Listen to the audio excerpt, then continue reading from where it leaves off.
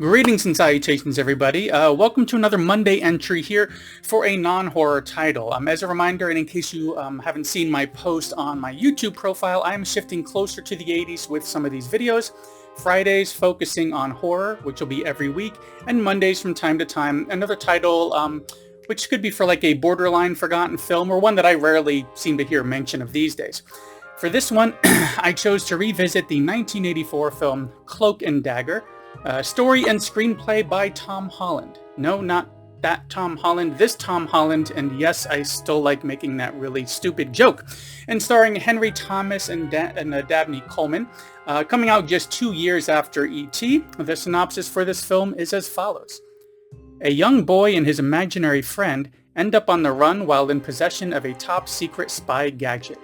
Now, surprisingly, back in the day, it took me a while to get around to this one. Maybe it just wasn't in rotation as often on cable as some of the other films, but I did eventually get around to it. But then I revisited it about 10 or 15 years ago, and then just recently as well. Part of the reason was that I got to meet Henry Thomas at Spooky Empire this past November, and we chatted a bit, which kind of brought this film to mind. So I tracked it down and sat down with it and enjoyed it quite a bit. Now, it's adapted from the story The Boy Cried Murder by Cornell Woolrich, and we are introduced to Thomas's character, who has quite the active imagination. Rather than, toys like G.I. Joe as the center of his imaginary games and playtime, he has a hero named Jack Flack, which I kept mishearing as Jack Black, which would have made for quite the different film. But anyways, he plays with toys, plays outside, his little spy games with his friend Kim, and the kicker is that this Jack Flack character is also an imaginary friend, not just a toy, which is presented to us as the audience as Dabney Coleman playing that role, which of course only, our lead here can actually see and hear, kind of like his inner thoughts about, what would Jack Flack do? Which might actually make for a good t-shirt, but that may be too deep of a cut. Anyways, but soon he gets wrapped up in a real spy mystery upon obtaining a game cartridge, which is actually like a secret spy device. Basically, he was sent to pick up something for a friend who works at a game shop, gets mixed up in this spy situation, and has this game cartridge that the spies want, which we get kind of these peeks into as his friend is kind of trying to figure out just what this cartridge is, as it looks like an Atari 5200 cartridge, but inside it has other circuitry and everything within it that shows that there's something else going on here, and we even get to see some of the readout on the screen as they're kind of poking into what this thing is.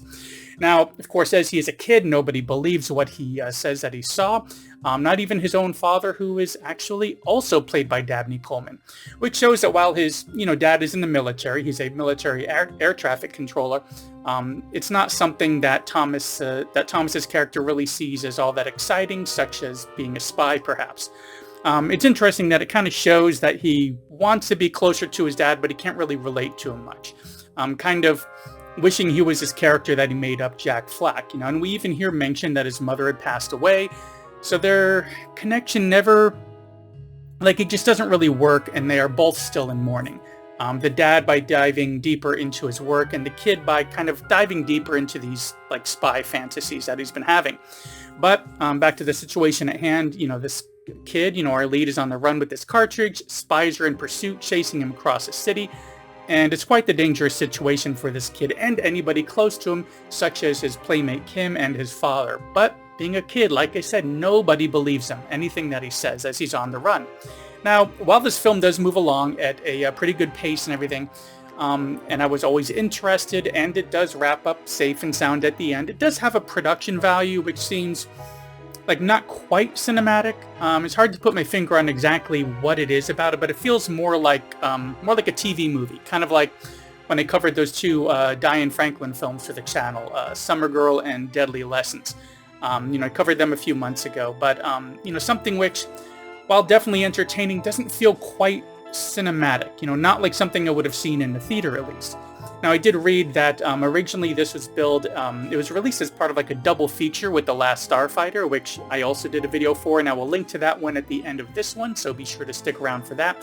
But then about a month later, it did get its own separate release, and did alright. But most touching, though, as I was kind of looking into some info about this, was that Dabney Coleman had mentioned that in an interview that he frequently has people kind of bring up how special this movie was to them when they meet him, especially between fathers and sons. That was something that, kind of brought them closer together. And I totally get that, because aside from some gunplay, which some parents these days might take a little bit differently than they did back then, it's pretty family friendly and really has some touching moments, both between Thomas and Coleman as Jack Flack, such as those times to kind of grow up and stop believing in imaginary friends, and especially between Thomas and Coleman being father and son, them bonding as father and son through this crazy ordeal.